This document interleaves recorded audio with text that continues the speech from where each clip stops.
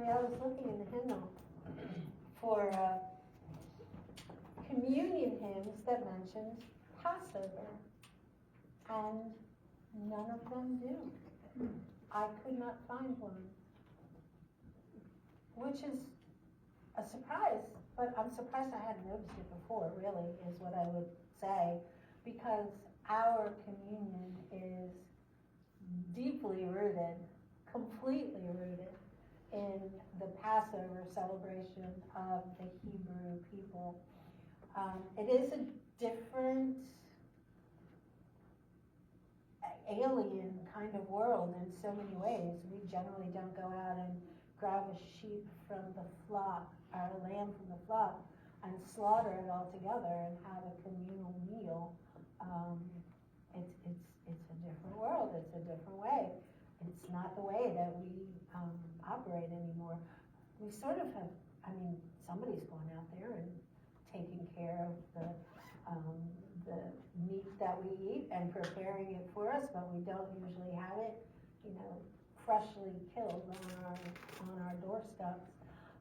So it sounds very weird, and we hear God talking about killing all of the firstborn, at least in this representation in the story. And things have changed mightily since this first Passover. What we need to understand is that this first Passover is the deepest root of the communion that we still celebrate together. So we need to understand the connections to get the depth of what it is that we do when we gather together to share communion. Now, in the Jewish tradition, Passover, the way it's described, that first time down in Egypt, Passover has become what we know as the Seder meal. And some of us may have been invited to a Seder meal. We're familiar with, at least to a certain extent, we're familiar with that tradition. In our tradition, in the Christian tradition, Passover has become communion, or the Eucharist, or whatever you want, whatever word is most familiar with. Those are both developments of the Passover tradition. The Seder that people celebrate now is not the same as the first Passover meal. A lot of things have changed. It is more of a memorial, more of a remembering than a complete reenactment of the first Seder, just the way that our communion is a remembering. Is one of the important words in our communion is that word remembering. In order to remember deeply and properly, we need to understand what's going on here. I'm not sure that the Christian tradition, at least in our time and place, has really taught much about Passover. We just skip right to communion and take it from there, which is okay. But when we understand what's going on, again, it enriches our own observation, our own celebration of Passover. First of all, we need to understand functionally what's going on. God has said, the blood of the lamb that you slaughter, take it and put it on your doorposts and put it on the sides of your door, and that will cover you. Now, not cover you in the sense of we'll be all covered with blood, but cover you in the sense that you'll have a shield, you'll have an umbrella, you'll have a protector over you that will cover you when death comes through the land. Because a plague that was going to take the firstborn of every family, including the Pharaoh's family, and that was going to take the firstborn of all the animals, was going to come through. And the only way to shelter from that death was to be covered by the blood of the lamb. Now that's a phrase that we understand, or we've heard. I'm covered by the blood of the lamb, but unless we understand Passover, we don't really know what that means, to be covered by the blood of the lamb. That's the function of the Passover, and that's still the function of communion, is to protect us, to put the lamb in between us and death and destruction and even our own sin, is to cover us from our own sin. The flip is that rather than sacrificing a lamb to God, God is sacrificing God's own Son for us. That's the flip, the transformation that happens in communion. We're told to do this generation after generation. They're told, I'm sorry, I'm skipping the story. They're told to do it generation after generation in remembrance. And I know we've talked before about what in remembrance means. In remembrance means reliving, re-experiencing, relearning something that we've already known. So to relive a graduation, you have to go and get your graduation gown and put it on and find your old principal and whatever and your classmates, and you'd all have to walk across the stage. That's the kind of remembering that we're talking about, not just sort of remembering in our heads, oh yeah, I remember so-and-so, but remembering as in reliving and re-experiencing. And every time we celebrate communion, we are reliving and re-experiencing the presence of Christ in our life. And I don't know about you, but there are communions that stand out in my mind as reorienting my understanding of communion, making it deeper, my understanding of communion.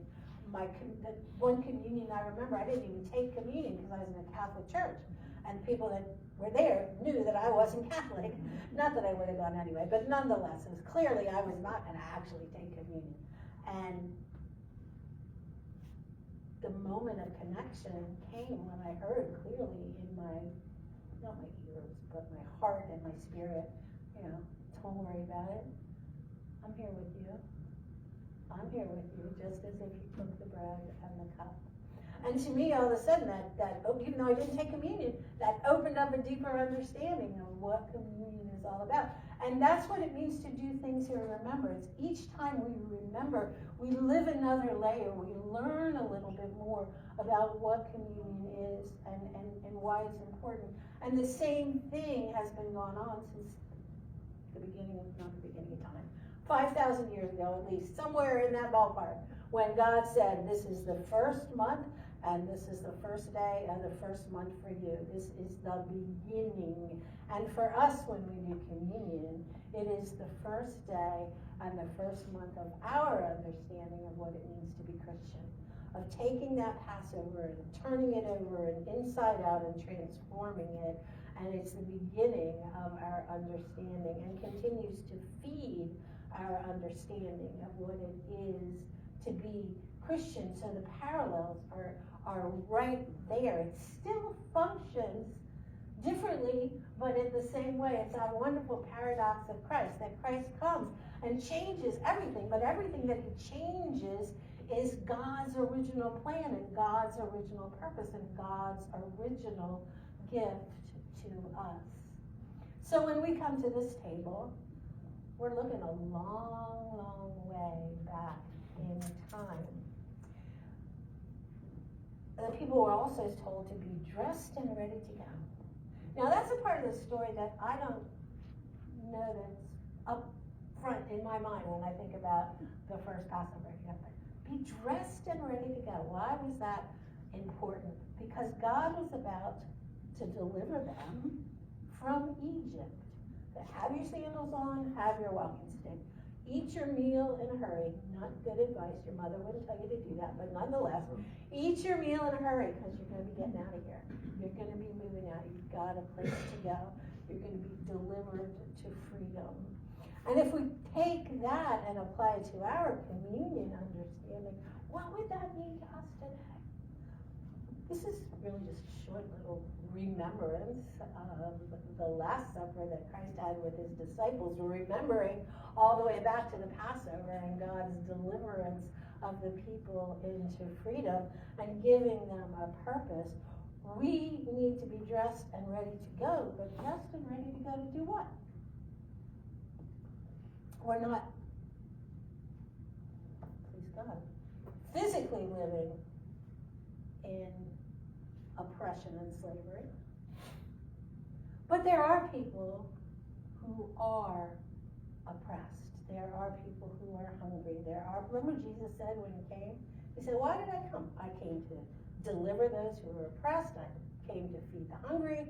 I came to release those, or give sight to those who are blind, and on and on and on.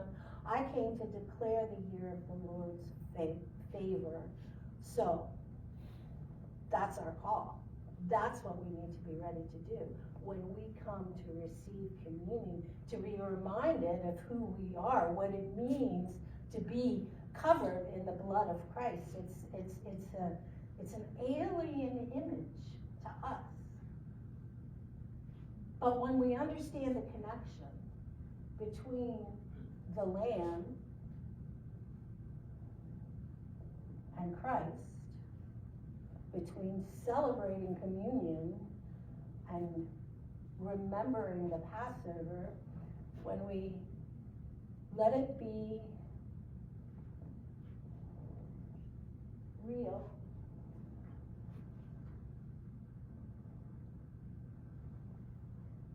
it is the blood of Christ that covers us as we go out into the world to be the body of Christ.